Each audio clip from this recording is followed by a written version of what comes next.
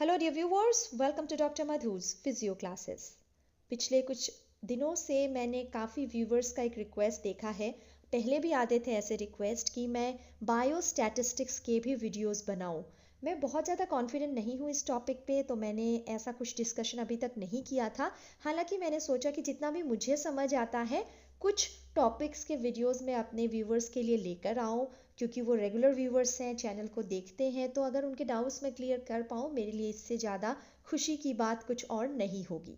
सो आज मैं कोशिश करने वाली हूँ आपको समझाने की मेजर्स ऑफ सेंट्रल टेंडेंसी के बारे में।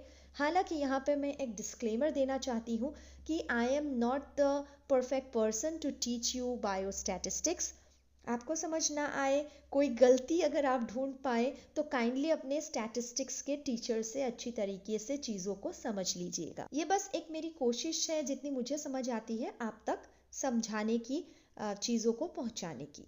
जब भी हम सेंट्रल टेंडेंसी की बात करते हैं, इसको हम डिफाइन कर सकते हैं एज अ सिंगल वैल्यू जो कि एक सेट ऑफ डेटा को डिस्क्राइब करने का एक अटेम्प्ट करता है।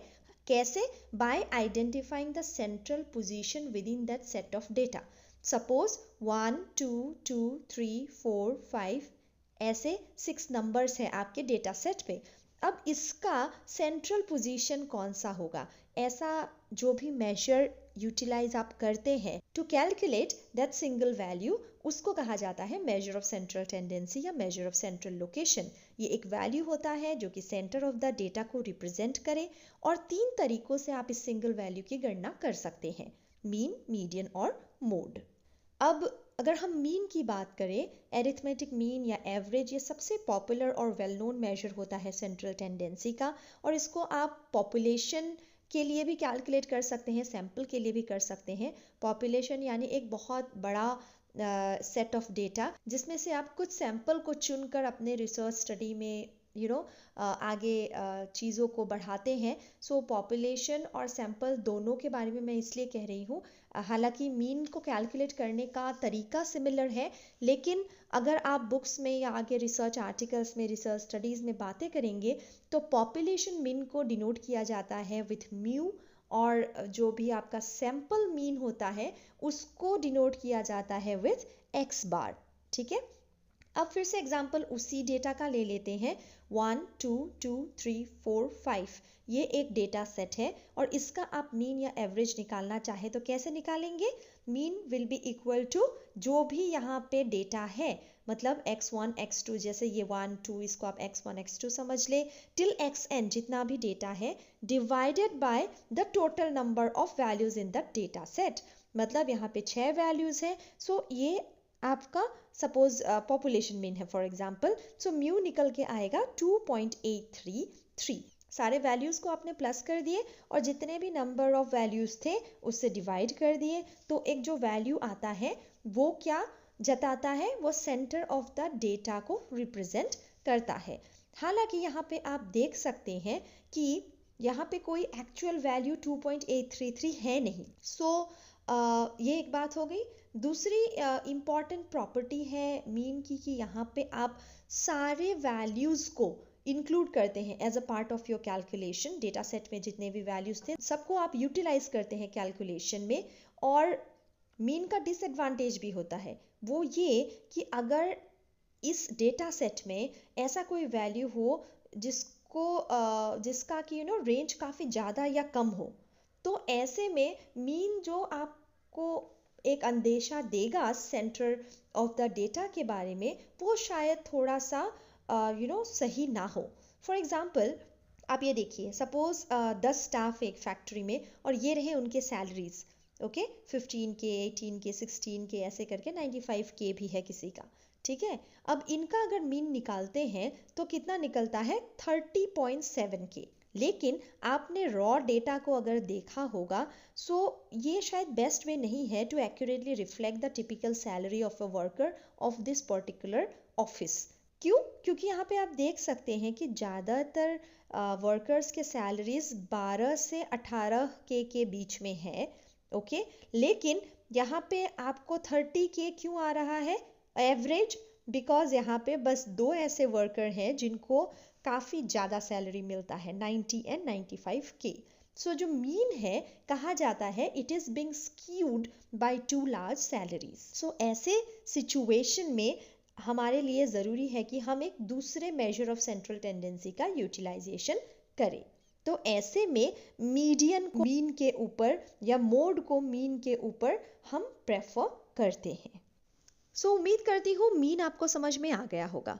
अब अगर मीडियन की बात करें, ये क्या होता है? एक मिडिल स्कोर होता है for a set of data, ऐसा डेटा जिसको एक ऑर्डर ऑफ मैग्नीट्यूड में अच्छे से सजा के रखा गया हो। ओके और मीडियन लेस अफेक्टेड होता है बाय आउटलायर्स या स्क्यूड डेटा के। और in order to calculate median, suppose हमारे पास ये एक डेटा है, आप देख सकते हैं रैंडम एक डेटा है। पहले हमें क्या करना होगा, इनको हमें एक ऑर्डर ऑफ मैग्नीट्यूड में एक असेंडिंग ऑर्डर में सजाना होगा। सबसे छोटा 14 है, फिर आगे 35, 45, इस तरीके से आपने एक असेंडिंग ऑर्डर में या इंक्रीजिंग ऑर्डर में इसको सजा लिया। अब मीडियन मार्क क्या होगा? मिडिल मार्क होगा। इन दिस केस आप देख सकते हैं 56, मतलब इसके आगे 5 स्कोर्स है, इसके पीछे 5 स्कोर्स है। सो अगर ऑड नंबर में स्कोर्स है तो ऐसे में आप जो मिडिल स्कोर होगा उसको मीडियन मान सकते हैं।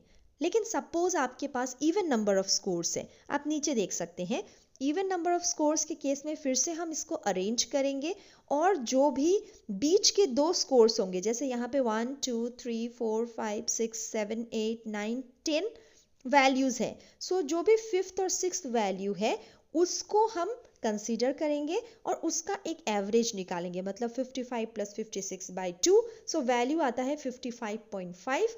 इसको हम मानते हैं मीडियन। नेक्स्ट मेजर है मोड। अब मोड को डिफाइन किया जाता है as the most frequent score in the data set. मतलब सपोज ये है आपका एक डेटा और यहाँ पे आप देखते हैं कि 25 is the most repeated value, ठीक है। सो इसको आप मानते हैं मोड। ओके सो मोड कभी कभार एक पॉपुलर ऑप्शन होता है। जैसे सपोज एक एरिया में आपको उन लोगों से ये पूछना है कि उनका सबसे कॉमनेस्ट फॉर्म ऑफ ट्रांसपोर्टेशन क्या है। सो कुछ लोग कहेंगे कार, कुछ कहेंगे ट्रेन, कुछ कहेंगे बस, कुछ कहेंगे ट्राम।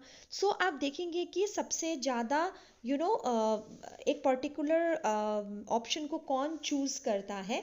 तो यहाँ पे इस डायग्राम में आप देख सकते हैं बस बहुत ज़्यादा लोगों ने चूज किया होगा। सो ये एक मोड का एग्जाम्पल है। लेकिन कभी कभार क्या हो जाता है कि सपोज इसी केस में अगर ट्रेन और बस दोनों को लोगों ने equal amount of times choose किया हो, सो ऐसे में एक प्रॉब्लम अराइज होता है कि दोनों का फ्रीक्वेंसी इक्वल है तो किसको हम मोड समझें, ठीक है।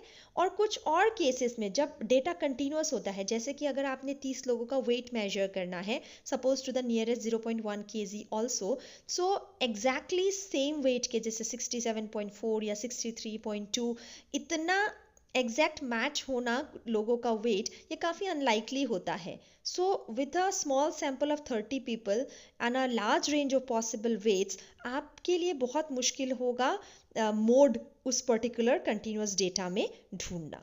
सो उम्मीद करती हूँ आपको मीन, मीडियन और मोड समझ में आ गया होगा। इनका कैलकुलेशन काफ़ी सिंपल है। अगर समझ में फिर भी ना आया हो तो एक बुक को भी अपने पास रखिए फॉर रेफरल और वीडियो को देखिए। आई होप आपको समझ आ जाएगा। Thank you so much for watching my channel में और बहुत सारे सब्जेक्ट्स के वीडियोस मौजूद हैं, उनको आप देखिए। अगर अच्छा लगे कंटेंट तो अपने फ्रेंड्स, सीनियर्स और जूनियर्स में शेयर भी ज़रूर कीजिए और नोटिफिकेशन बेल को हिट करते हुए जाइए सब्सक्राइब करने के साथ साथ, ताकि आने वाले वीडियोस के बारे में आपको पता चलता रहे। Thank you so much, see you again.